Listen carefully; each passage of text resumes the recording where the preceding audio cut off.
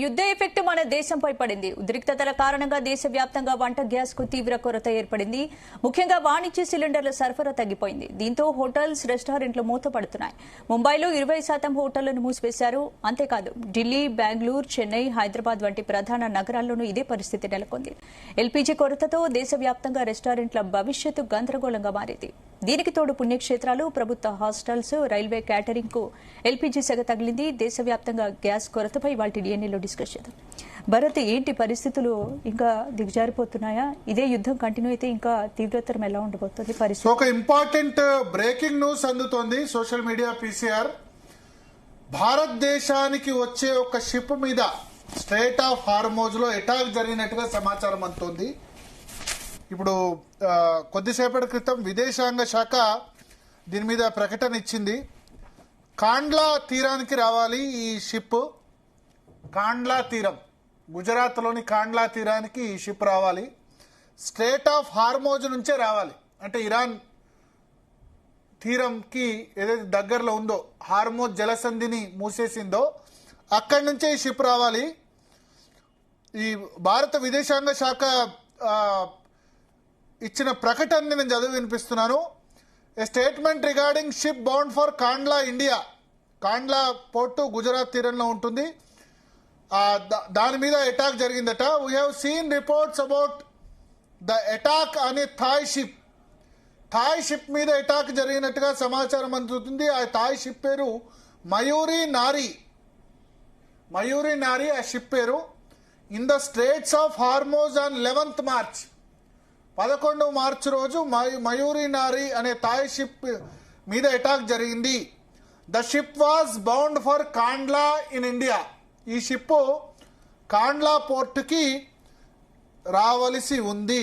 So Kandla port మనకి గుజరాత్ తీరంలో కచ్ జిల్లాలో ఉంటుంది. ఇక్కడికి చాలా పెద్ద పోర్టు. వెస్ట్ సైడ్ అంటే ఇరాన్ నుంచి వచ్చేవన్నీ కూడా, లేకపోతే మిడిల్ ఈస్ట్ నుంచి వచ్చేవన్నీ కూడా మెజారిటీ కాండ్లా పోర్టుకు వస్తుంటాయి. India deplores the fact that commercial shipping is being made a target of military attacks in the ongoing conflict in West Asia.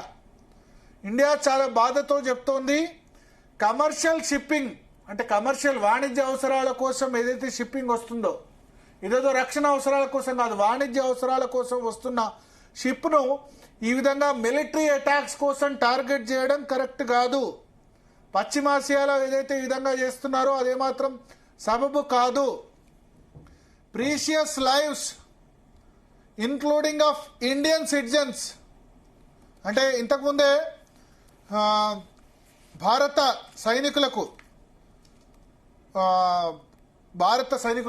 భారతీయ పౌరులు చాలామంది ప్రాణాలు కోల్పోయారు.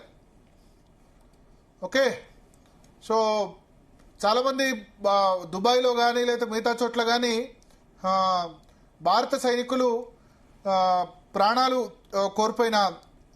భారత పౌరులు ప్రాణాలు కోల్పోయిన పరిస్థితి మనకు కనిపిస్తుంది. సో అదే విషయాన్ని భారత ప్రభుత్వం వెల్లడించింది. Precious lives including of Indian citizens have already been lost in multiple such attacks in the earlier phase of this conflict. ఇంతకుముందు ఈ కాన్ఫ్లిక్ట్లో మన ప్రాణాలు కొద్దిమంది పోయాయి. దానిలో మన వాళ్ళు కూడా ఉన్నారు, ఇండియన్ సిటిజన్స్ కూడా ఉన్నారు.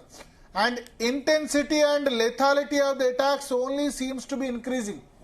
సో ఇటువంటి దాడులు పెరగడం అన్నది ఆందోళనకరం. India reiterates that targeting commercial shipping and endangering innocent civilian crew members or otherwise impeding freedom of navigation and commerce should be avoided. So భారతదేశం దీన్ని పూర్తిగా ఖండిస్తోంది. ఇటువంటి అటాక్స్ జరగడం ఏమాత్రం సమంజసం కాదు అని చెప్పి చెప్తున్నారు. సో ఇది ఒక బ్రేకింగ్ న్యూస్. కాండ్లా పోర్ట్లో జరిగిన ఇన్సిడెంట్ మీద, ఇది భారతదేశ కాండ్లా పోర్టుకు రావాల్సిన నౌక మీద భారతదేశం చేసిన ప్రకటన. అయితే ఇప్పుడు ట్రంప్ కొద్దిసేపటి క్రితం మాట్లాడారు. ఆయన ఏం చెప్తున్నారంటే, ఈ యుద్ధం ఎప్పుడైనా ముగియొచ్చు, అయిపోయింది, ఇంకా యుద్ధం అనుకున్న దానికంటే ముందుగానే ఉంది. ఇరాన్ దగ్గర ఇంకేమీ లేదు, ఏం మిగిలి లేదు. ఈ వారు ఏ నిమిషమైనా ముగియొచ్చు అంటారు. ఎందుకు ఇవన్నీ మాట్లాడుతున్నానంటే ఇప్పుడు అక్కడ అమెరికాలో కూడా విమర్శలు వస్తున్నాయి. ఇంకా ఇరాన్ అటాక్ చేసినా కొద్ది వాళ్ళు కూడా అటాక్ చేస్తున్నారు. సో ఎక్కడ దగ్గర ముగింపు వాళ్ళకపోతే అమెరికన్ సైనికులు ప్రాణాలు విడుస్తారు. ఆయిల్ ప్రైసెస్ ఏమో చాలా విపరీతంగా క్రూడ్ ఆయిల్ ప్రైసెస్ పెరుగుతున్నాయి. క్రూడ్ ఆయిల్ ప్రైసెస్ పెరిగితే డాలర్కి నష్టం, అమెరికాకి నష్టం. ప్రపంచ దేశాలన్నీ కూడా అమెరికాను తిడుతున్నాయి. స్పెయిన్ అయితే ఏకంగా ఇజ్రాయెల్కు వ్యతిరేకంగా లెబనాన్కి సపోర్ట్ చేస్తుంది. యూరోపియన్ కంట్రీస్ కూడా ఈ యుద్ధాన్ని మా మీద ఎందుకు రుద్దుతున్నారంటోంది. సో బహుశా ఆ ఉద్దేశంతోనే ట్రంప్ ఇప్పుడు ఈ విధంగా మాట్లాడినట్టు మనకు అనిపిస్తోంది. దాన్ని దృష్టిలో పెట్టుకునే ఆయన మాట్లాడినట్టు ఖచ్చితంగా అనిపిస్తోంది. ఇక వంట గ్యాస్ గురించి ఎంత ఇబ్బందులు పడాలో అంత ఇబ్బందులు పడుతున్న పరిస్థితి. కమర్షియల్ సిలిండర్స్ అన్ని కూడా ఆపేశారు. నాకు ఏమనిపిస్తుందంటే స్ట్రాటజిక్ రిజర్వ్స్ అని ఉంటాయి స్పందన. స్ట్రాటజిక్ రిజర్వ్స్ అంటే ఏమంటారు, వ్యూహాత్మకంగా ఒక ఏమంటారు కొంత మనం దాచుకుంటాం నిల్వల్ని. మన దగ్గర కేవలం ఒక రోజుకు మించి దాచుకోవాల్సిన పరిస్థితి లేదు. అంటే ఈ 10 సంవత్సరాల్లో మోడీ ప్రభుత్వం అధికారంలోకి వచ్చిన తర్వాత దీని మీద ఎందుకు దృష్టిలో పెట్టలేదు? ఈ 12 సంవత్సరాల తర్వాత ఇంతకుముందు ఉన్న ప్రభుత్వాలు ఎందుకు దృష్టి పెట్టలేదు? ఇవి కదా ఖర్చు పెట్టాల్సింది. ఈ ఫ్రీబీలకు కళ్యాణ్ లక్ష్మి లేకపోతే షాదీ ముబారక్ బస్సులు ఫ్రీ ఇస్తే ఇది కదా ఇప్పుడు ఇబ్బందులు పడుతున్నారు కదా. హోటల్ అన్ని బంద్ అవుతున్నాయి కదా. హోటల్స్ బంద్ అవుతే ఎవరు? కుక్స్ ఇబ్బంది పడతారు, యజమానులు ఇబ్బంది పడతారు, తినడానికి ఇబ్బంది పడతారు. ఇవి కదా చేయాల్సింది దేశం అంటే పనులు. చైనా ఎంత స్ట్రాటజిక్ రిజర్వ్స్ పెట్టుకుంది, జపాన్ ఎంత స్ట్రాటజిక్ రిజర్వ్స్ పెట్టుకుంది. మన దగ్గర అసలు స్ట్రాటజిక్ రిజర్వ్సే లేవు. ఈ సమయంలో ఒక యుద్ధం వచ్చినా ఒక 2 నెలల పాటు మనకు ఇబ్బంది కాకుండా చూసుకోవాలి కదా. దేశాలు పెట్టులు ఇవి కదా. ఫ్రీ బస్సు మీద పెడతారా, కళ్యాణ్ లక్ష్మి మీద పెడతారా? ఈ ఫ్రీ బీస్ కు రాజకీయ పార్టీలు అలవాటు అయిపోయి దేశాన్ని అమ్మేస్తున్నాయి. ఇప్పుడు చూడండి, ఇదో 2-3 నెలల యుద్ధం అయితే అక్కడికి మళ్ళీ కట్టెల పొయ్యి మీద అందరూ వండుకోవాలి. ఇప్పుడు పెట్రోల్ డీజిల్కి ఇబ్బంది లేదు కానీ ఎల్పిజి సిలిండర్స్కి ఇబ్బంది. ఎందుకు ఎల్పిజి సిలిండర్స్కి ఇబ్బంది వచ్చింది? 90% ఆఫ్ ఎల్పిజి లిక్విడ్ గ్యాస్ ఏదైతే ఎల్పిజి ఉందో 90% స్టేట్ ఆఫ్ హార్మోజ్ నుంచే వస్తుంది. సో గ్యాస్ అసలు నిల్వలు లేవు. స్ట్రాటజిక్ రిజర్వ్స్ అనేది మన దేశంలో వాళ్ళు నెల రోజులు అని చెప్తున్నారు కానీ 2-3 రోజులు కూడా లేని పరిస్థితి. సో అందుకనే ఇక్కడ ఇంటర్ మినిస్టీరియల్ టీమ్ ఏమో మేము రివ్యూ చేస్తున్నాం.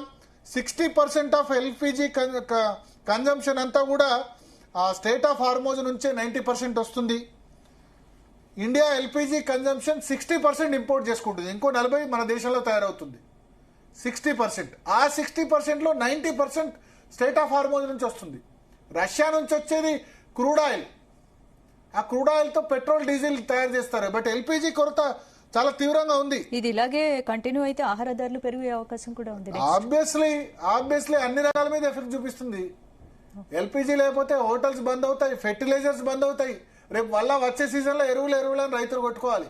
గ్యాస్ లేకపోతే ఎక్కడి నుంచి వస్తాయి ఎరువులు? గ్యాస్ సప్లై కూడా ఆగిపోయింది. సో మాట్లాడదాం. మనతో పాటు పాపారావు గారు ఉన్నారు, అదేవిధంగా డాక్టర్ పెంటపాటి పుల్లారావు గారు కూడా మనతో పాటు జాయిన్ అయ్యారు. ముందుగా పుల్లారావు గారు, సో ఎల్పిజి సంబంధించి అయితే ఎక్కడ చూసినా చాలా కొరత కనిపిస్తుంది మనకు. అదే ఇది ఎల్పిజి నార్వేలో అవైలబుల్ గా ఉన్నది, కెనడాలో ఉన్నది, నైజీరియాలో ఉన్నది, ఆస్ట్రేలియాలో ఉన్నది. ఇది ఈ 15-20 రోజులు బట్టి ఈ సిచ్యువేషన్ వస్తుందని అక్కడి నుంచి ఏం ఆర్డర్ చేయలేదు. ఇప్పుడు ఆర్డర్ చేశాక 35 రోజులు 40 రోజులు పడుతుంది. తప్పకుండా గవర్నమెంట్ ఒక పెద్ద పొరపాటు చేసింది, గేబుల్ చేసింది. ఇక్కడ యుద్ధం వస్తుంది, తప్పకుండా మూసేస్తారు. ఆల్మోస్ట్ స్ట్రేట్ యుద్ధం ఏ పక్కన వెళ్తా చెప్పలేదు. మిస్కాల్కులేషన్. తర్వాత ఈ ఎల్పిజి అనేది స్టోర్ చేయడం చాలా కష్టం. రెగ్యులర్ సప్లై పైప్ లైన్ ఉండాలి. ఇది అందువల్లే ప్రభుత్వం ఈవేళ ఇది మిస్కాల్కులేషన్. మిగతా విషయాల్లో మిస్కాల్కులేషన్ అన్నో. రష్యా నుంచి క్రూడ్ వస్తుంది, మిగతా చోట్ల నుంచి క్రూడ్ ఆయిల్ వస్తుంది. ఎల్పిజిలో మాత్రం చాలా ఒక పెద్ద తప్పు చేశారు. ఇది రెక్టిఫై చేసుకోవాలి. ఫ్యూచర్ కూడా మన సప్లై అంతా ఒక చోట నుంచే పెంచవేటి. ఆ గల్ఫ్ ఆఫ్ హార్మోజ్ మూసేస్తారని తెలియదా? మూసేస్తామంటున్నారు కదా, 10 నెలలు బట్టి జరుగుతూ ఉన్నది. సో ఈవేళ ఇతర ఏరియాస్ నుంచి వచ్చేటప్పటికి మినిమం 45 days 60 days అవుతాయి. ఈ యుద్ధం హార్మోజ్ స్ట్రేట్స్ ఓపెన్ చేయకపోతే ఇలాగే కొరత వస్తుంది, కామన్ పీపుల్ సఫర్ అవుతారు. ఎవరైతే బయట తింటారో చీప్ ప్లేసెస్ లో రోడ్ సైడ్ తిరిగి అక్కడ ఆల్రెడీ ఇప్పుడు ఇవాళ అన్ని క్లబ్స్ స్టేట్మెంట్ ఇచ్చాయి. ప్రెస్ క్లబ్ ఆఫ్ హైదరాబాద్ కూడా గెస్ట్ కలవలేదు, మెనూలో చాలా ఐటమ్ తీసాయి. ఎక్కడైతే గ్యాస్ కన్జంప్షన్ ఏదైతే ఎక్కువ తీసుకుంటాయో చాలా చోట్ల మెనూ కూడా రివైజ్ అయిపోతుంది. చాలా డేంజర్ సిచ్యువేషన్ లో మనం ఉన్నాం. తప్పకుండా గవర్నమెంట్ ఒక మిస్టేక్ చేసింది.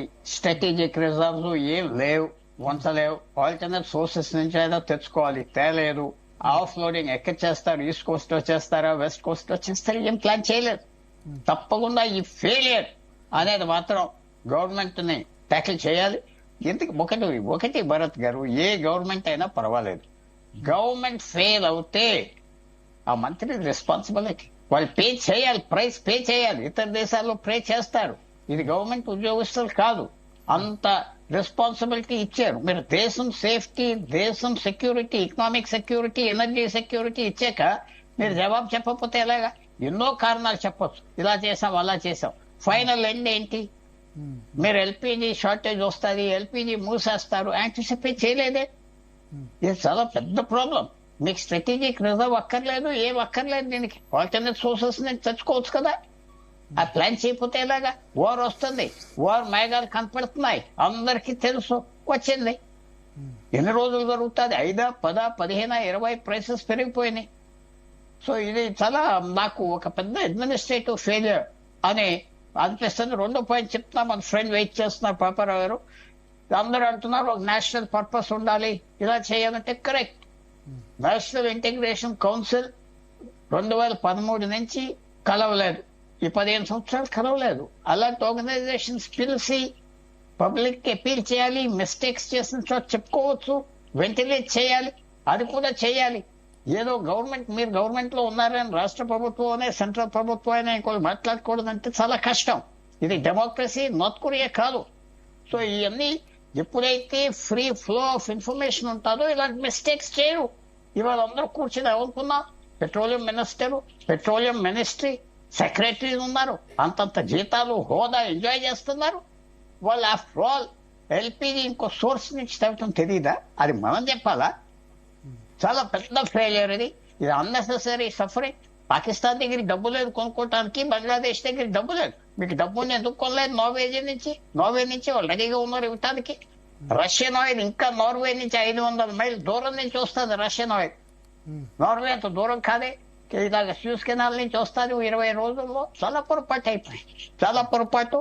ఇది అందరూ మనం గమనించాలి. ఏంటంటే ఒక్కో మిస్టేక్ గవర్నమెంట్ చేసినప్పుడు, ఎన్నో మిస్టేక్స్ చేసినప్పుడు మనకు బయటికి రావు. ఇప్పుడు బయటకు వచ్చింది. ఏంటి రెక్టిఫికేషన్? వంకలు ఇస్తున్నారే, ఒప్పుకోవాలి, ఒప్పుకుని లెటర్స్ కరెక్ట్ అని చెప్పాలి. ఓకే, ఎస్ పాపారావు గారు, ఎట్లా ఈ క్రైసిస్ నుంచి బయటపడడం? డైరెక్ట్ గా ఎట్లా బయటపడటానికి వెళ్ళిపోయారా? ఏం లేదు, నేను ఇక్కడ ఒకటి చెప్తాను. ఇప్పుడు మనకి నిజానికి సెల్ఫ్ రిలయన్స్ అనేది ఒకటి గత నుంచి కూడా ఎల్పిజి విషయంలోనే అంటలా. ఇప్పుడు ఎల్పిజి విషయం మాట్లాడుతున్నాం కానీ దీంతో రిలేటెడ్ గా పెట్రోల్, డీజిల్, ఎల్ఎన్జి సరే కాసేపు పక్కన పెట్టినా, పెట్రోల్ డీజిల్ విషయంలో సెల్ఫ్ రిలయన్స్ కావాలనేది సుదీర్ఘకాలంగా మనం మాటల్లో చెప్తా ఉన్నాం నిరంతరంగా.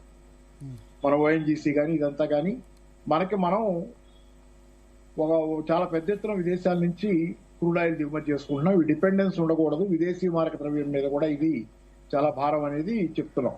కానీ 2014 ఇక్కడ నా దగ్గర డేటా ఉంది చెప్తాను. 2014 ప్రాంతంలో మనం దిగుమతి చేసుకుంటుంది క్రూడ్ ఆయిల్ మన అవసరాల్లో 78.3% నుంచి 79% దాకా. అంటే 2014-15 సంవత్సరంలో, అంటే బీజేపీ అధికారంలోకి వచ్చినప్పుడు మనం విదేశాల నుంచి మన అవసరాల్లో దిగుమతి చేసుకుంటున్న మొత్తం 79%. అంటే మిగతా 21% ఇండియాలో ఉత్పత్తి అవుతుంది. అయితే ఇప్పుడు మనం దిగుమతి చేసుకుంటున్న మొత్తం 85% పెరిగింది. అంటే స్వావలంబనకు బదులుగా, మన కాళ్ళ మీద మనం నిలబడటానికి బదులుగా మాటల్లోనేమో స్వావలంబన గురించి మాట్లాడుతున్నాం, చాతల్లోనేమో పరాధీనం అవుతున్నాం.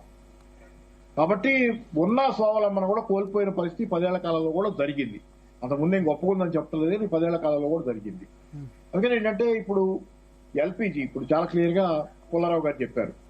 ఇంత కనపడుతున్న యుద్ధ మేఘాలకు అమ్ముకోవటం, ఇరాన్ పట్ల బెదిరింపులు, అది వెనిజులాలో చేసి ఇప్పుడు ఇరాన్ అటాక్ చూపించారు. చేసిందట కొద్దిసేపటి క్రితం స్ట్రైట్ ఆఫ్ హార్మోజ్ లో మనకు వస్తున్న నౌక మీద అటాక్ జరిగింది కొద్దిసేపటి క్రితం. మనకు వస్తున్న నౌక కానీ మన నౌక కాదు అది. థాయిలాండ్ నౌక, బట్ మనకే వస్తుంది. కాండ్లా పోర్టుకు వస్తున్న నౌక మీద అటాక్ చేశారు. కాండ్లా పోర్టుకు వస్తుంది అనేది కాదు ముగ్గురు కదా, చనిపోయారు, ముగ్గురు గల్లంతయ్యారు, 20 మందిని సిబ్బందిని సహాయక బృందాలు కాపాడాయట. సరే ఇప్పుడు ఎవరి మీద ఇది దాడులు జరిగినా మనం జనరల్ గా ఖండిస్తాం, దానికి ఏం సందేహం ఏం లేదు. కానీ అయితే ఏంటంటే ఇక్కడ వాళ్ళు చెప్తున్నారు కదా, హార్ముజ్ జలసంధిలో కనుక వెళ్ళేటట్లయితే అది కాల్చేస్తామని చెప్తున్నారు వాళ్ళు మొదటి నుంచి. సరే వాళ్ళు చేశారు అది. సరే ఇప్పుడు అది యుద్ధం, దానిలో మనం తప్పులు బట్టి ఉపయోగం లేదు. నా ఉద్దేశంలో నేను సరే ఈ దాడిని నేను ఒప్పుకోను, కానీ థాయిలాండ్ నౌక మీద దాడి చేయడాన్ని ఎవరు సరే దాని ఏం పెద్ద ప్లీజ్ అయిపోయి సంతోషపడే విషయం కాదు. కానీ నేను చెప్పేది ఒకటి, యుద్ధంలో అమెరికా అండ్ ఇజ్రాయెల్ మొదలుపెట్టిన ఈ యుద్ధాన్ని ఇందాక కూడా ఏదో చర్చ వచ్చింది కదా, బిగినింగ్ లో కూడా ఏదో మాట వచ్చింది. ఏమొచ్చిందంటే ఆ యుద్ధం లక్ష్యాలు నెరవేరిని ఆపేస్తాం, యుద్ధం ఆగిపోతుంది యుద్ధం అని చెప్పి ట్రంప్ చెబుతున్నాడని మీరు ఇంట్రోలో ఒక మొక్క చెప్పారు. అవును. కానీ రెండో పక్కన ఐఆర్జీసీ ఏం చెబుతుంది, ఇస్లామిక్ రెవల్యూషనరీ మామూలు అది గెరిల్లా కాప్స్ ఏదో అవుతుంది కదా, అది వాళ్ళు ఏం చెబుతున్నారు, యుద్ధం ముగించడం మా చేతిలో పని, మేం చేయాలి, మేము చెప్పినప్పుడే యుద్ధం ముగిస్తామని చెబుతున్నారు వాళ్ళు. అంటే ఇప్పుడు ఏంటి దీని అర్థం ఏంటి, యుద్ధం ముగియటం కాదు, అమెరికా ఓడిపోయిందని. వాళ్ళకి ఎప్పుడు యుద్ధం అయిపోద్దని ఎదురు చూస్తున్నాడు, ఏదో కారణం చెప్పి యుద్ధం నుంచి పారిపోవాలని చూస్తుంది అమెరికా. ఇది పరిస్థితి, యుద్ధం నుంచి వెళ్ళిపోవాల్సింది. డివేట్ అయ్యి కూడా చెబుతున్నాను ఇది. వాళ్ళకి యుద్ధం ఆపేయాలి. కాబట్టి ఏంటంటే మీడియా పరంగా మేము అనుకున్న లక్ష్యాలు సాధించామని చెప్పుకుంటున్నారు. ఏం కాదు, అనుకున్న ఆ రకంగా ఇరాన్ ని కనుక అంత దెబ్బతీయగలిగి ఉంటే ఇరానే వెనక్కి పోవాలి యుద్ధంలో. ఇరాన్ బోటలో ఇప్పుడు అమెరికా పోతుంది వెనక్కి, కుంటి సాకులు చెప్పి వెనక్కి పోతుంది. చాలా వస్తున్నాయి, నేను ఆన్లైన్ లో ట్విట్టర్ లో అంటే గత ఎక్స్ లో పోస్ట్ లో చూస్తుంటే చాలా పెద్ద ఎత్తున టెలివివ్ దెబ్బతింటుంది. వీళ్ళ మిలిటరీ ఉన్నాయి కదా, వాళ్ళ అక్కడ క్యాంపులు లాంటి అమెరికా వాళ్ళ అన్ని చాలా పెద్ద ఎత్తున దెబ్బతింటున్నాయి. ఇరాన్ ఏమి సాధారణమైన దాడులు చేయటంలో కొత్త రకం ఆయుధాలు వాడతారని కదా అది మొదలుపెట్టింది వాడటం కూడా. సో ఇది సరే కాసేపు పక్కన పెడితే ఖతార్ లో గ్యాస్ సప్లై ఆగిపోయింది. 20% మనకు వచ్చే గ్యాస్ ఖతార్ నుంచే వస్తుంది, మేజర్ సప్లయర్ మనకి. వాళ్ళు ఆపేశారు ప్రొడక్షన్. సో ఎల్పిజి క్రైసిస్ అనేది ఉంది చాలా చోట్ల. బెంగళూరు లాంటి సిటీస్ లో కూడా చాలా హోటళ్లు మూతపడుతున్నాయి. నేను ఈ మూల కూడా పొద్దున ఒక టిఫిన్ సెంటర్ లో మాట్లాడాను. నిన్న పొద్దున మాట్లాడినప్పుడు వాళ్ళు చెబుతుంది ఏంటంటే నిన్నకే ఆల్రెడీ ఒక 70 రోజుల పాటు దిగులు లేదు మనకని చెప్పి గవర్నమెంట్ లో వాళ్ళే వారు చెప్పారు. గ్యాస్ గురించి భయపడక్కర్లేదు, 70 రోజుల పాటు we can take care of అని. కానీ 7 రోజులు కూడా కాకముందే బ్లాక్ మార్కెట్ మొదలైంది. 2000 సిలిండర్ 3000కు అమ్ముతున్నారు, 2000 సిలిండర్ 3000కు అమ్ముతున్నారు కమర్షియల్ సిలిండర్. వ్యాపారస్తులు చాలా హోటళ్లు వ్యాపారం చేసుకునే వాళ్ళు చాలా గగ్గోలు పెడుతున్నారు. ఆల్రెడీ బ్లాక్ మార్కెట్ మొదలైంది. ఇప్పుడు మీరు ఏం చేయాలనే ప్రశ్న నన్ను అడిగారు కాబట్టి చెబుతున్నా. ఫస్ట్ ఏమైనా చేత అయితే చేయగలిగితే ఈ ప్రభుత్వం బ్లాక్ మార్కెట్ ఆపాలి. బ్లాక్ మార్కెట్ ఇలాగే కొనసాగితే గనక చాలా తీవ్రమైన స్థాయిలో సమస్యలు పెరుగుతాయి. అదే కాదు, మీ నిత్యావసరాల విషయంలో కూడా ధరలు పెరుగుతున్నాయి. నూనె ధర ఆల్రెడీ వంట నూనెల ధర 10-15 రూపాయల దాకా చాలా చోట్ల కొద్ది రోజుల క్రితం పెరిగింది. పప్పు ధాన్యాల ధరలు పెరిగినాయి, చాలా నిత్యావసరాల ధరలు పెరుగుతున్నాయి. బ్లాక్ మార్కెట్ వాటిల్లో కూడా మొదలవుతుంది. చాలా చోట్ల అందుబాటులో సరుకులు లేవు అనే పేరు మీద బ్లాక్ మార్కెట్ చేస్తున్నారు. కాబట్టి ఇది వెంటనే నివారించాల్సిన బాధ్యత ప్రభుత్వం మీద చాలా పెద్ద ఎత్తున ఉంది. కాబట్టి దీనిలో మళ్ళీ నేను ఒకటి గతంలో నా ఉదాహరణ చెబుతాను. నేను రాత్రి కూడా మన టీవీ ఛానల్లో అనుకుంటే ఎక్కడో చెబుతున్నాను. ఎట్లా ఉండేదంటే గతంలో నా స్టూడెంట్ డేస్ లో మేము అప్పట్లో నోట్ బుక్స్ బ్లాక్ మార్కెట్ పెట్టారు కొంతమంది. నోట్ బుక్స్ మన ఆ రోజుల్లో అయ్యే కొరత ఉండేవి. నోట్ బుక్స్ ఉంటాయి కదా, పిల్లలు కాలేజీకి తీసుకెళ్లి నోట్స్ రాసుకునే నోట్ బుక్స్.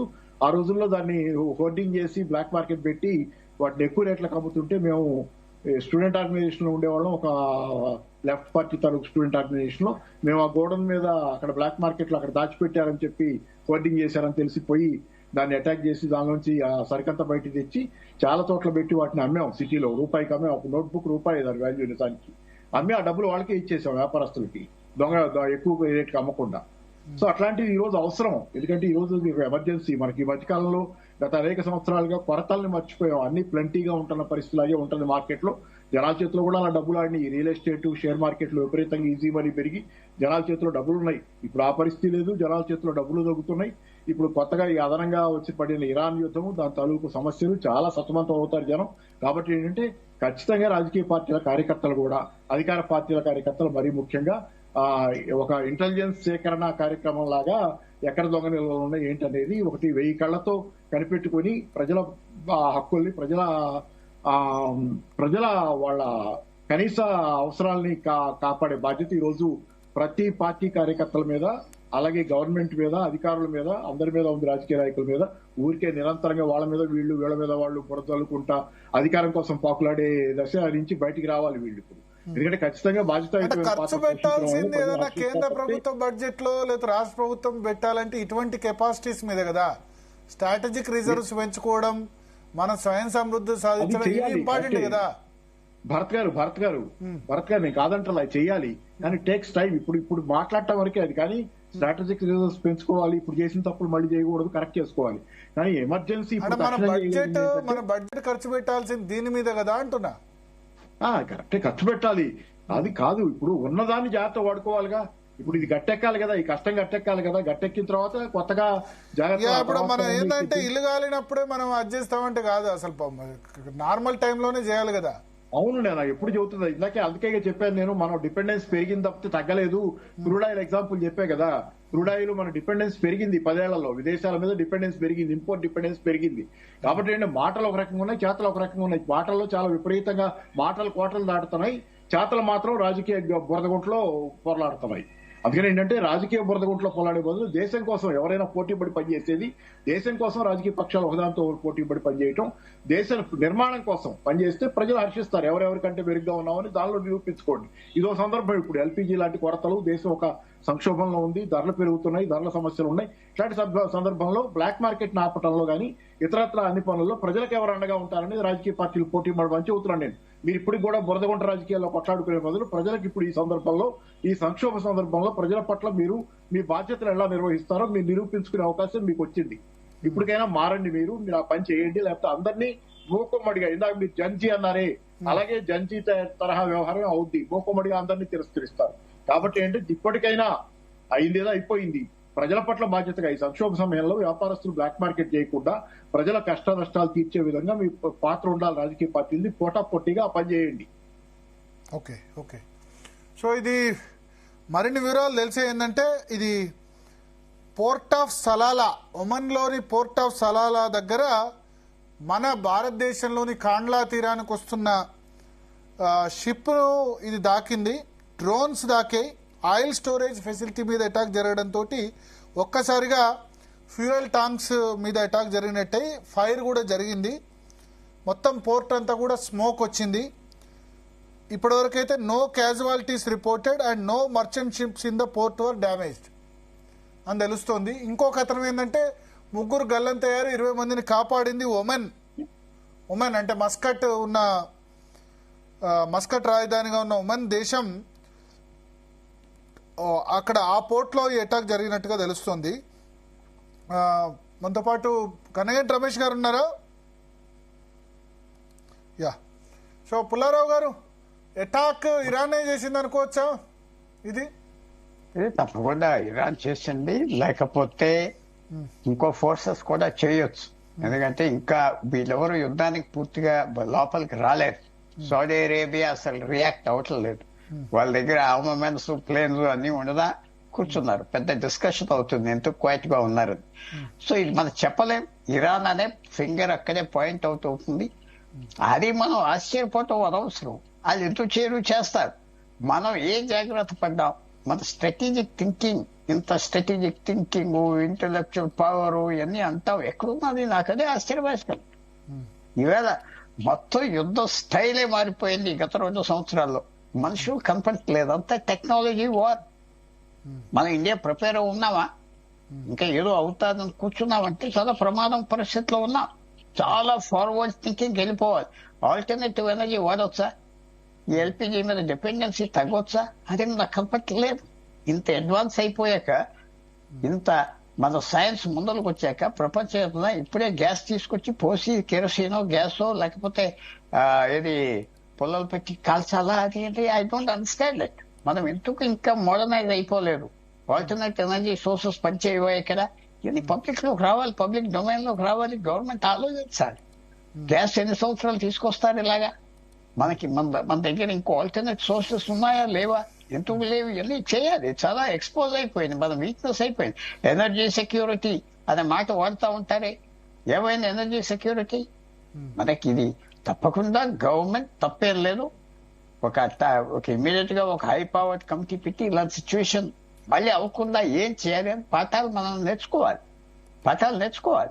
ఇది చాలా షాకింగ్ సిచ్యువేషన్. ఒక హార్మోజ్ లో ఒక వాటర్ వే ఆఫ్ చేసేసారంటే మనం కాళ్ళు ఎత్తేసాం. ఇంకా రేపు పెద్ద యుద్ధాలు వచ్చినప్పటికే మనం ప్రిపేర్ అవుతున్నాం కాబట్టి వాళ్ళు తప్పకుండా ఇలాంటివి ఆఫ్ చేస్తారు. మన వీక్ పాయింట్ ఇది, చోక్ పాయింట్ ఇది. సో ఇది మనకి భరత్ గారు ఇది ఒక పెద్ద లెసన్ గా తీసుకుని తొందరగా యుద్ధం అయిపోతుంది అని మనం కోరి మళ్ళీ ఇలాంటి వల్నరబుల్ సిచ్యువేషన్ లో మనం మాత్రం ఉండకూడదు. ఇంత పెద్ద దేశం, డబ్బులు లేక పాకిస్తాన్ వాళ్ళు కొనుక్కోలేదు అంటున్నారు, మన దగ్గర ఉండి కొనుక్కోలేకపోయారా? చాలా చాలా చాలా పెద్ద ఫాల్స్ అయిపోయింది.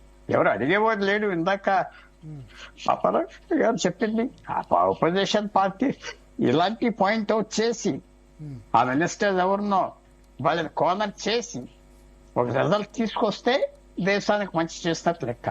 లేకపోతే చాలా కష్టం ఇది. ఇంత పెద్ద దేశం ఆఖరికి నీకు తిండి వండుకోవటానికి రోడ్ సైడ్ లేదంటే ఎలాగా పేదవాళ్ళంతా అక్కడే బ్రతుకుతారు పాపం.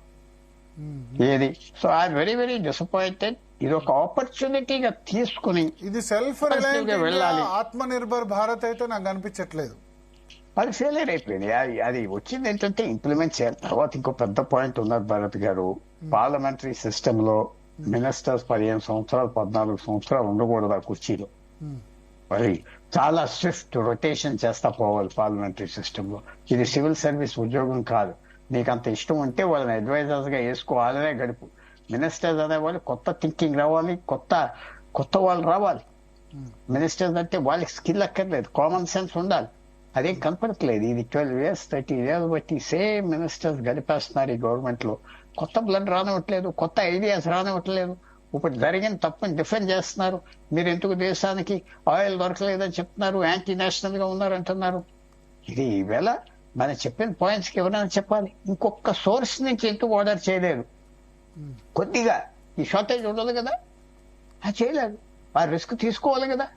స్పాట్ బయింగ్ కొంటున్నారే ఆయిల్ బయలు. ఇప్పుడు మనం స్పాట్ బయింగ్ గ్యాస్ కొంటున్నామా? గ్యాస్ దొరుకుతుందా అంటే దొరకదు. You have to order. ఆ సోర్స్ నుంచి తీసుకురావాలి. ఎందుకంటే ఇదంతా specialised transport, specialised chemical. So చాలా ఇబ్బంది.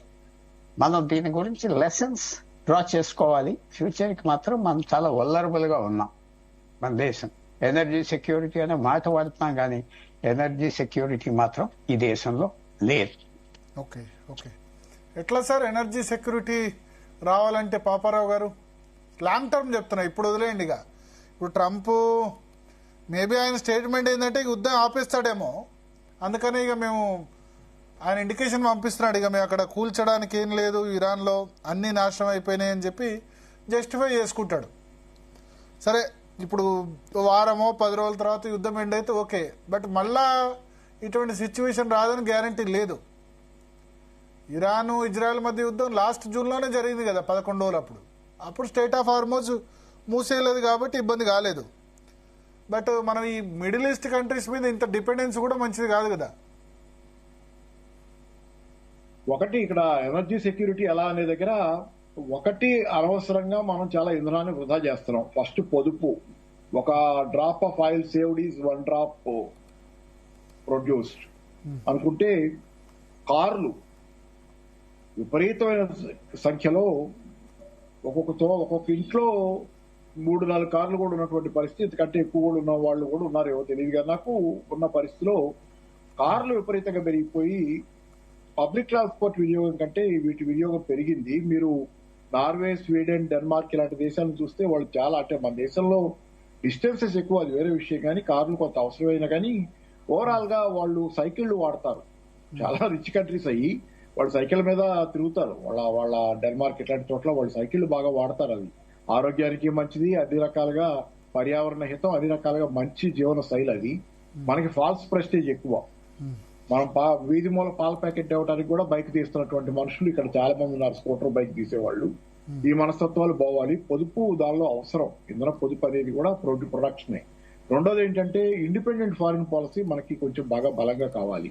ఎందుకంటే రష్యా నుంచి అమెరికా ఆయిల్ కొనొద్దంటే కొంట మానేస్తే మనం ఇంకా ఎందుకు ఉంటుంది ఇంధన భద్రత మనకి. గత 2 నెలల్లో చూడండి, నా దగ్గర డేటా కూడా ఉంది ఎక్కడుందో కానీ, నెమ్మదిగా రష్యా నుంచి మనం కొంటున్నటువంటి ఆయిల్ 33% నుంచి 19% ఆర్డ్కి తగ్గిపోయింది. మరి ఈ రకంగా ఇప్పుడు అమెరికా లాంటి దేశాలు మనల్ని బెదిరించగలిగినంత కాలం మన ఇంధన భద్రత మనకు ఉండాలంటే మన ఇంధన సోర్సెస్ ఎక్కడి నుంచి మనం ఇంధనం తెచ్చుకుంటాం అనేది అది మన చేతిలో ఉండాలి. ఎవడో చెప్తే మనం చేసేటట్లయితే అలాగే ఉంటుంది. రెండోది ఇక మూడో విషయం ఏంటంటే మనకు కూడా చాలా చోట్ల ఆయిల్ రిజర్వ్స్ ఉన్నాయనేది ప్రాస్పెక్టింగ్ లో, అంటే వాటిని సర్వే చేయటం, అండర్ గ్రౌండ్ సర్వేస్ చేసి ఎక్కడేమి అవైలబుల్ మెటల్స్ కావచ్చు, ఆయిల్ కావచ్చు, ఇంకోటి కావచ్చు అండర్ గ్రౌండ్ లో ఏవి ఎక్కడ ఉన్నాయి అనేది దాని ప్రకారంగా నాకు తెలియదు, కరెక్ట్ గా గుర్తులేవు కానీ అండమాన్ దగ్గర ఎక్కడో కూడా ఏదో ఉందనేది ఈ మధ్య ఉన్న ఆయిల్ రిజర్వ్స్ లాంటివి ఉన్నాయి అనేది. వాటిని ప్రాపర్ గా మనం ఎక్స్ప్లాయిట్ చేసుకోవాలి. వైజాగ్ లో, పారాదీప్ లో ఇటువంటి చోట్ల ఉన్నాయని చెప్పారు. అదే అందుకే వాటిని మనం ప్రాపర్ గా మనం ఎక్స్ప్లాయిట్ చేసుకోగలగాలి. ఇంకోటి ఏంటంటే దాన్ని మించింది అన్నిటికంటే ఇంధన భద్రత అంటే ఇంధనం అనగానే మనకు గుర్తొచ్చేది క్రూడ్ ఆయిలే. కానీ ఇంధనం అనగానే క్రూడ్ ఆయిలే కాదు. ఇంధనం అంటే సోలార్ పవర్ కూడా ఇంధనమే, విండ్ పవర్ కూడా ఇంధనమే. బ్రహ్మాండంగా ఎండలు ఉండే దేశం నార్త్ టు సౌత్ ఎప్పుడు సూర్యుడు ఉంటాడు. పగలైతే సూర్యుడు ఖచ్చితంగా నార్త్ టు సౌత్ మబ్బులు కమ్ముకుని సూర్యుడు కనపడని చలి దేశం కాదు.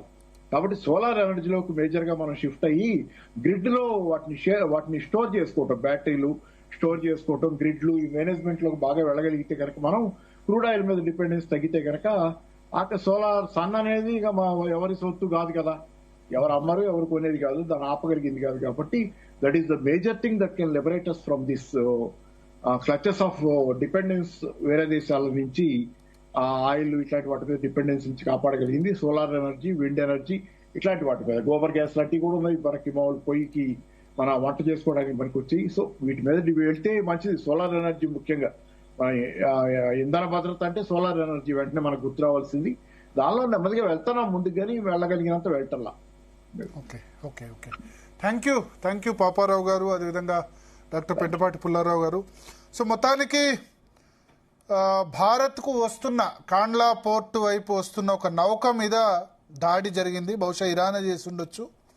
అది ఒమన్ తీరంలో ఉండగా అటాక్ జరిగినట్టుగా తెలుస్తోంది. డిఫరెంట్ కథనాలు ఉన్నాయి. కొద్దిమంది గల్లంతయ్యారంటారు, ఇంకొద్దిమంది అసలు ఆ షిప్లో ఉన్న వాళ్ళకి నష్టం జరగలేదు, ఫైర్ అయితే చోటు చేసుకుంది. బట్ అక్కడ ఒమన్ అక్కడ ఎవరైతే ఉన్నారో వాళ్ళు దాన్ని వెంటనే చేశారని చెప్పారు. బట్ భారత ప్రభుత్వ విదేశాంగ శాఖ అయితే ఈ ఘటనను తీవ్రంగా గడ్డించింది.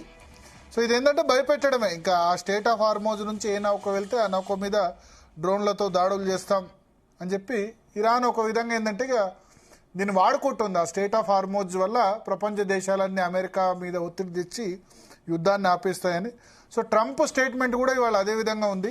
అది ఏంటంటే ఇక ఇరాన్ దగ్గర నాశనం చేయడానికి ఏం మిగలలేదు, యుద్ధాన్ని ఎండ్ చేస్తున్నాను, చేయబోతున్నాను, ఏ నిమిషమైనా ముగియొచ్చని ఆయన ఇండికేట్ చేస్తున్నారు.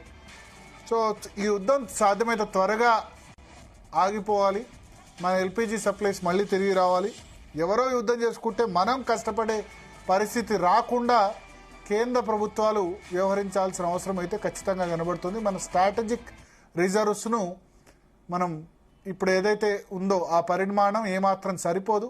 కనీసం ఒక 3-4 నెలలు యుద్ధం వచ్చినా స్ట్రాటజిక్ రిజర్వ్స్ మెయింటైన్ అయ్యే విధంగా కేంద్ర ప్రభుత్వం ఆ విధంగా చర్యలు తీసుకుంటే బాగుంటుంది. దానికి ఎంత ఖర్చు అయినా పెట్టాలి.